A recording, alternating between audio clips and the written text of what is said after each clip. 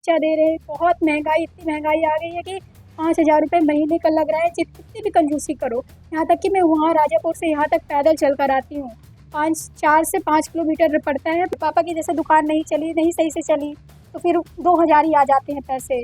उस 2,000 में 1,500 गिरा देते हैं, फिर उसी 500 में अपनी मतलब खाने पीने की व्यवस्था करेंगे। नहीं हो पाती है तो एक टाइम खाते हैं, एक टाइम ऐसे ही फिर मैनेज करते हैं। मतलब इतना कष्ट सह रही हूँ, तब भी यहाँ पास वैकेंसी के लिए यहाँ पास वेट करना पड़ रहा है, वैकेंसी नहीं आ रही है। ये मध्य प्रदेश के रीवा से प्रयागराज में यूपी शिक्षक भर्ती की तैयारी करने आई वंदना जायसवाल हैं। बेहद मेहनती और पढ़ाई को प्रबल मानने वाली, जिनका कहना है कि पढ़ाई ही एकमात्र ऐसा जरिया है जिससे वो अपना और अपने परिवार वालों का हाल ठीक कर सकती हैं, उन्हें एक बेहतर मुकाम तक पहुंचा सकती हैं। लेकिन आज वंदना काफी परेशान है। कारण है लगभग 7 साल से शिक्षक भर्ती का ना आना। तो यूपी में शिक्षक भर्ती का इंतजार कर रहे तमाम युवाओं में से एक हैं वंदना जायसवाल। यूपी तक की टीम से बात करते हुए वंदना जायसवाल ने बताया कि वो अपने तीनों भाइयों में सबसे बड़ी और इकलौती बहन है। वंदना के पिता एक परचून की दुकान चलाते हैं। परिवार की माली हालत ठीक नहीं है, कभी दुकान चलती है तो 3,000 पापा खर्चे के लिए भेज देते हैं, वरना 2,000 में प्रयागराज में रहकर खर्चा चलाना पड़ता है। मैं रीवा जिले के छोटे से गांव से आती हूँ, कस्बा है चाकघाट, वहाँ से आती हूँ। मैं यहाँ इलाहाबाद में रूम पे रेंट पे रहती हूँ।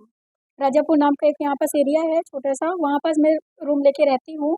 यहाँ पर मैं 25 साल की हो गई, मैं 7 साल से यहाँ पास कोचिंग कर रही हूँ कि मैं टीचिंग लाइन पे तैयारी कर सकूँ, यहाँ पास अपनी कुछ बन सकूँ। और मैं यहाँ पास काफ़ी दिन से कोचिंग कर रही हूँ और मैं उम्मीद पे लगाई हूँ कि भर्ती आएगी, शिक्षक भर्ती आएगी, हम जॉब करेंगे। पर जब आई थी अभी 2017-18 में जब भी आई थी, तो उस टाइम पे हमारे पास क्वालिफिकेशन नहीं थी, हम लोग उस पे अप्लाई नहीं कर पाए थे।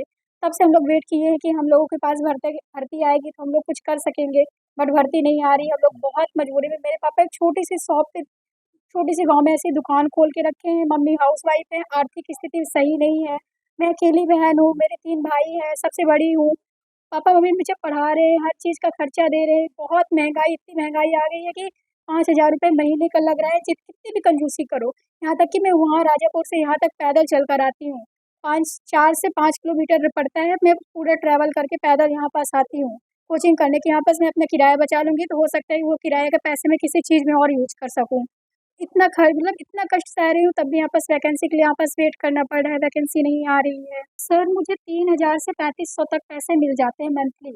उसी में मेरे को अपना मतलब जितना खर्च रहता है यहाँ का इलाहाबाद का, उतना पूरा खर्च निकालना पड़ता है। जैसे रूम का रेंट हो गया, उसी में खाने पीने की व्यवस्था हो गई, उसी में यहाँ तक कि मतलब जैसे कभी कभार बहुत थक जाता है इंसान, नहीं चल पाता है, तो ऑटो से पैसे आने दे, सोचता है कि 30 रुपये लगेंगे, चलो बहुत ज़्यादा इंसान थक गया तो कभी कभी इंसान सोच के ये आ जाता है कि 30 रुपये दे दो, चले जाओ एक बार, फिर जाते टाइम पैदल चले जाएंगे। इतना इंसान मैनेज करता है। उस 3,000 में मतलब कभी कभी तो वो भी नहीं मिल पाता है। पापा की जैसे दुकान नहीं चली, नहीं सही से चली, तो फिर 2,000 ही आ जाते हैं पैसे। उस 2,000 में 1,500 गिरा देते हैं, फिर उसी 500 में अपनी मतलब खाने पीने की व्यवस्था करेंगे। नहीं हो पाती है तो एक टाइम खाते हैं, एक टाइम ऐसे ही फिर मैनेज करते हैं, या फिर जो हमारा रूम पार्टनर रहता है वो हमारी हेल्प कर देता है, मैनेज करवा देता है वो। बाकी घर से बहुत प्रॉब्लम ज़्यादा हो रही है, हर टाइम की दिक्कतें हो रही है, खाना ढंग से नहीं खा पा रहा है यहाँ पास इंसान। इतनी महंगाई है, सब्जी लेने जाओ तो 10 रुपये लेकर जाओ तो 10 की सब्जी नहीं मिलती है। मतलब मैनेज नहीं हो पा रहा है, खाने पीने के लिए लेकर इतनी महंगाई है, वहाँ घर से तो सामान आ नहीं पा रहा है, यहाँ पास लेने जाओ कोई सामान, इतनी महंगाई कि यहाँ पास मैनेज ही नहीं हो पा रहा है। और 3,000 में क्या बीत रही है, कुछ नहीं हो पा रहा है 3,000 में। वो हम लोग जान रहे हैं जो इनके पास रहता है 3,000, वो महीने भर का पूरा मैनेज करना पड़ रहा है। हम लोग नहीं मैनेज कर पा रहे हैं, तब भी हम लोग पैदल चलकर यहाँ आते हैं 4-4 किलोमीटर की, चलो ऑटो का पैसा नहीं लगेंगे, उसको बचा लेंगे। पर हाँ, कभी-कभी तबीयत खराब रहती है तो इंसान उसको भी देना पड़ता है, और वो भी एक टाइम देगा तो फिर एक टाइम पैदल चला जाता है। क्या चाहते हैं, मांग क्या करते हम यही माँग करते हैं योगी जी से कि हम लोगों को वैकेंसी दें, ताकि हम लोगों की आर्थिक स्थिति, पहली बात तो ये कि हम लोग बहुत बहुत आर्थिक रूप से बहुत कमज़ोर हैं। और ये जो कमज़ोरी है तो इसकी तो है ही, बट ये सबसे बड़ी दिक्कत ये है कि अगर इस साल वैकेंसी नहीं आई तो अगले साल तो मेरा सपना टूट जाएगा, और साथ ही साथ हम यहाँ से इलाहाबाद से जाना पड़ेगा, और अपनी शादी-वादी का पापा देखेंगे तो वही शादी कर देंगे। और सबसे बड़ा दुःख ये है कि अपने पापा का हम सपोर्ट नहीं कर पाएँगे।